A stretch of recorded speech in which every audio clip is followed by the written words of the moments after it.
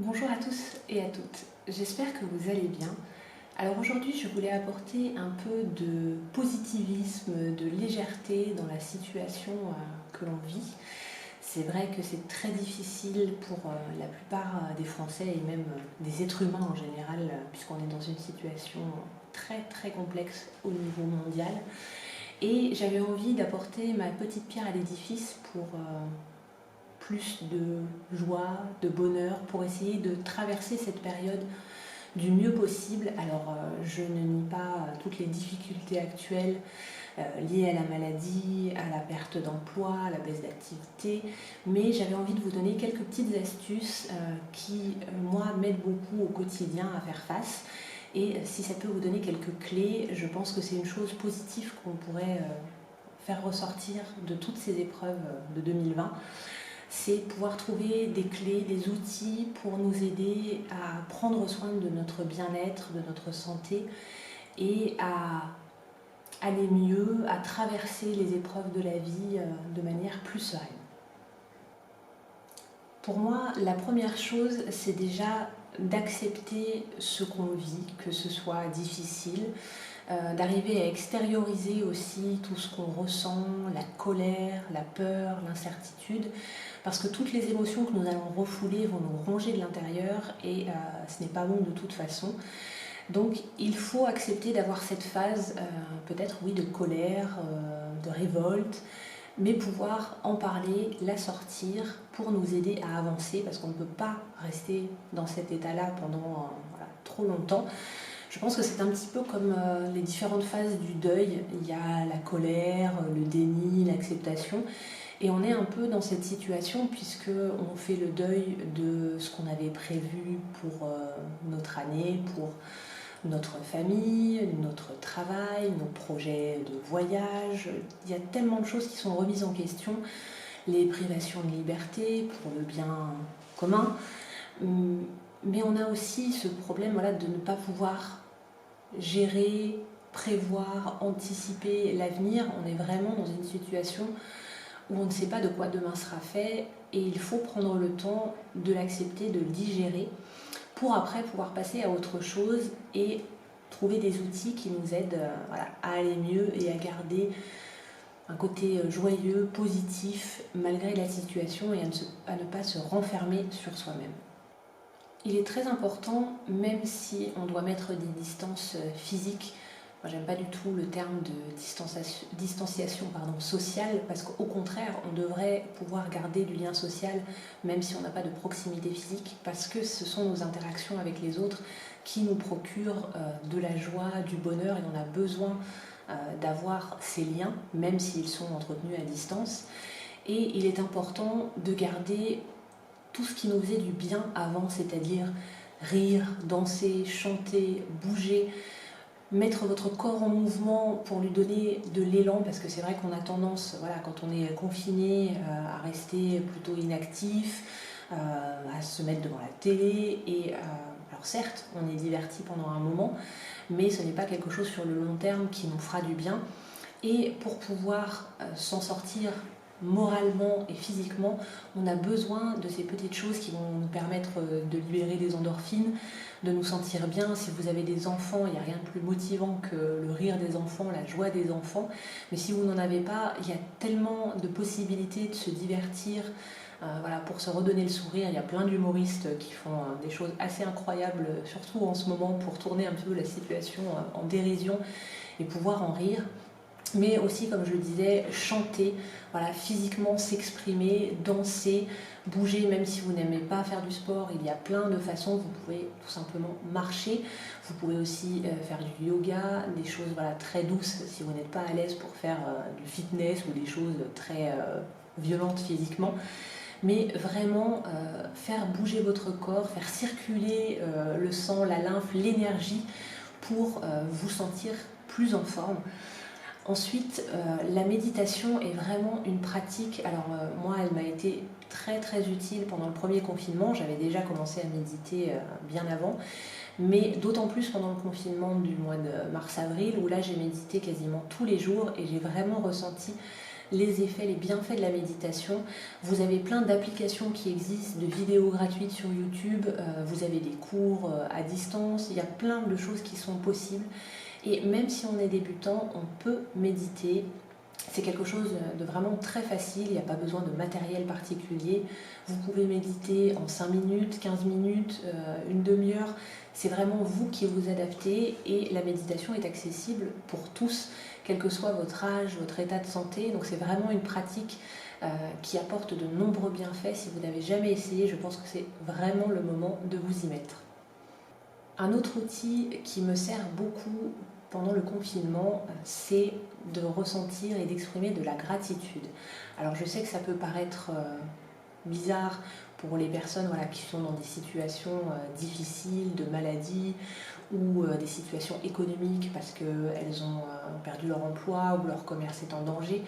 Mais il faut essayer de se raccrocher quand même à des petits bonheurs du quotidien pour ne pas sombrer justement dans un cercle vicieux de négativisme, de pensées qui vont vous enfoncer encore plus. Je tiens depuis déjà 3 ou 4 ans un journal de gratitude, donc c'est quelque chose, c'est un carnet tout simplement, dans lequel j'écris tous les soirs avant de me coucher les choses pour lesquelles je suis reconnaissante, qui m'ont fait du bien dans la journée. Alors il n'y a pas besoin que ce soit des choses extraordinaires, souvent ça va être les couleurs du lever de soleil, un fou rire avec ma fille, un carreau de mon chocolat préféré, enfin plutôt 2 carreaux parce que je suis une gourmande, un film regardé avec mon mari qui nous a fait rire.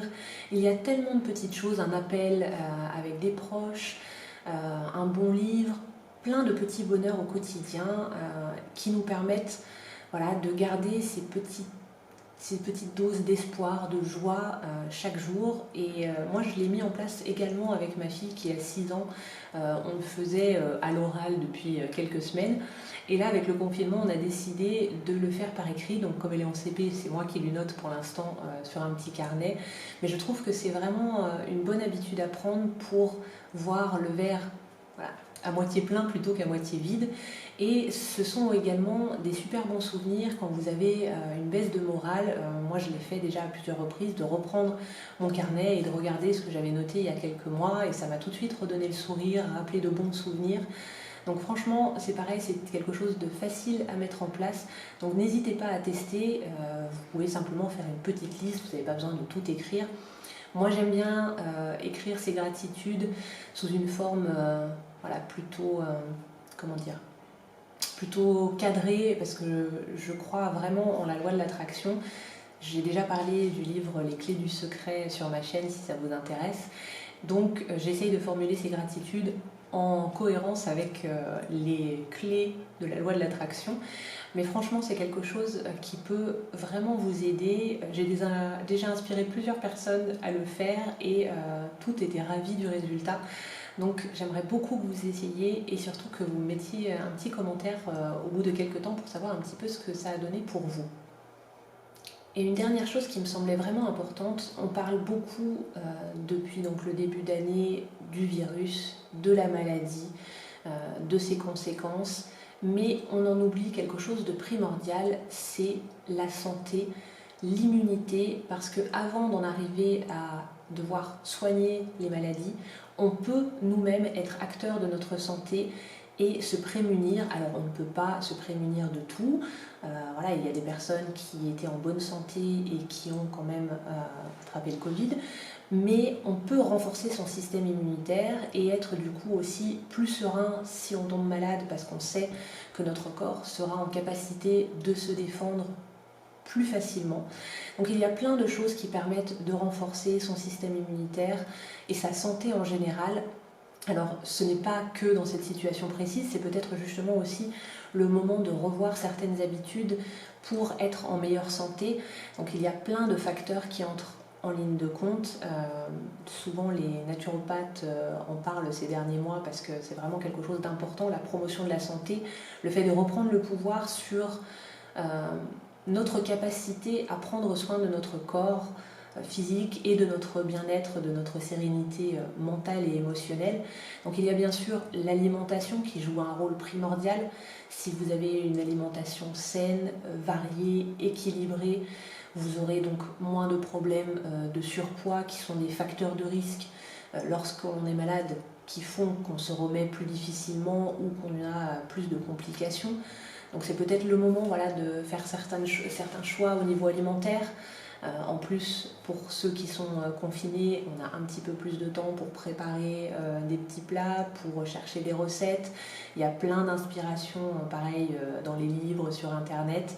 Donc n'hésitez pas voilà, à tester de nouvelles choses ou à incorporer petit à petit des petites habitudes, des petits changements qui, mis bout à bout les uns avec les autres, permettront d'améliorer globalement votre santé.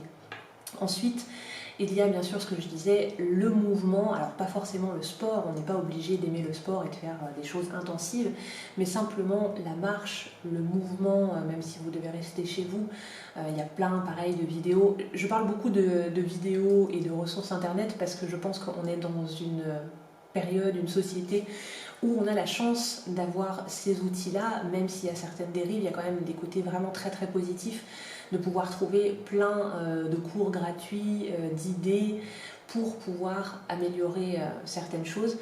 Donc voilà pourquoi ne pas se mettre une petite vidéo de gym pour bouger en douceur, simplement monter, descendre les escaliers, aller faire une marche puisque c'est quand même autorisé, prendre un peu l'air, faire du yoga.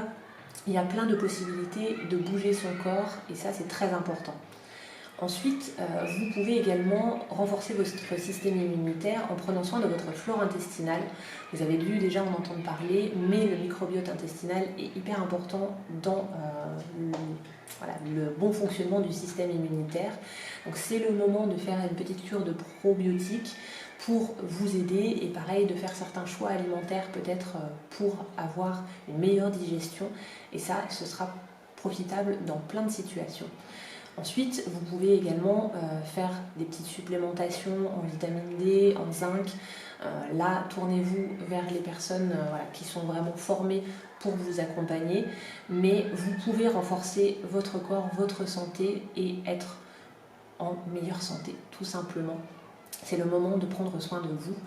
Et également lutter contre tout ce qui est stress, anxiété, problèmes de sommeil, parce que le manque de sommeil va aussi diminuer vos résistances immunitaires. Donc tout ceci, ce sont des choses sur lesquelles vous pouvez agir et de manière naturelle. Moi, forcément, en tant qu'aromathérapeute, les huiles essentielles ont une très grande place dans mon quotidien et notamment au niveau émotionnel, c'est vrai qu'il y a de formidables outils pour nous aider à gérer toutes les émotions qu'on traverse en ce moment. Et également, il existe des synergies d'huile essentielle qui permettent de renforcer le système immunitaire. Donc en cumulant un petit peu tous ces outils, cela nous permet d'être plus en santé et d'être plus serein par rapport à la situation. J'espère que ces quelques astuces auront pu vous aider, mais je pense aussi que le principal, c'est de prendre du temps pour vous, de faire des choses que vous aimez. Ne culpabilisez pas si vous êtes confiné et que vous passez certains moments à traîner. Vous avez le droit aussi de prendre du temps pour ne rien faire ou de faire des choses que vous n'avez pas le temps de faire d'habitude, comme lire, faire des activités créatives. Le but, c'est vraiment en cette période, je pense, de s'écouter, de lâcher prise et de ne pas culpabiliser si vous ne pouvez pas faire telle ou telle chose. On est dans une situation exceptionnelle et il faut faire preuve de souplesse, d'adaptabilité pour traverser cette crise du mieux qu'on peut. Après, je pense qu'il faut aussi garder en tête un esprit de solidarité et ça fait très plaisir de le voir aussi. C'est quand même des belles choses qui peuvent ressortir de ces épreuves-là, c'est qu'il y a des réseaux qui se forment, les gens se soutiennent, s'entraident, notamment on le voit beaucoup avec les petits commerçants en ce moment, il y a des élans de solidarité, on cherche des solutions pour les aider pour que leur commerce ne soit pas voué à périr. Donc si on arrive à ressortir ce genre de choses positives de la situation, je pense qu'on aura fait un grand pas et l'humanité ne s'en sortira que mieux. J'espère que vous allez vivre cette situation le plus calmement possible. Si vous avez des astuces que que vous avez envie de partager avec nous, n'hésitez pas à me les laisser en commentaire. Si vous avez envie que je fasse des vidéos sur le sujet pour venir plus en profondeur sur certains points, n'hésitez pas également à me mettre un petit message. Et je vous souhaite surtout de prendre bien soin de vous, de vos proches, et je vous souhaite bon courage.